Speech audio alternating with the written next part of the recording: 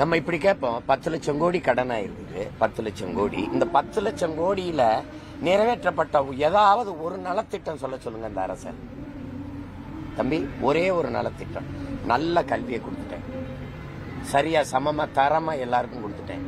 இல்ல பயணிக்க நல்ல பாதை, அருமையான போக்குவரத்தை கொடுத்துட்டேன், தடையற்ற மின்சாரம் கொடுத்துட்டேன், தூய குடிநீரை எல்லாருக்கும் கிடைக்கும்படி செஞ்சுட்டேன், உயர்ந்த மருத்துவத்தை, உயிர்காக்க மருத்துவத்தை உலகத்தரத்துக்கு கொடுத்துட்டேன். அப்படி ஏதாவது இந்த அரசு சொல்லிக்கிற முடியுமா? போக்குவரத்து துறைக்கு 1 லட்சம் கோடிக்கு மேல கடன், மின்துறைக்கு 1 லட்சம் 1.5 லட்சம் கோடிக்கு மேல கடன். இவ்வளவு கடன் இருந்தும் மின் கட்டணம் உயருது, சொத்து வரி உயருது. இங்கிட்ட இலவச மின்சாரம், மின் கட்டணம் உயர்வு. இங்க இலவச பஸ் பாஸ், அங்க பஸ் கட்டணம் உயர்வு. யாரா நீங்கெல்லாம்? என்ன மாதிரி ஆட்சி முறை இது? எப்படி எப்படி? எங்க அம்மா பக்கத்தில் இருப்பாங்க, இவங்களுக்கு இலவசம், மகன் எனக்கு காசு.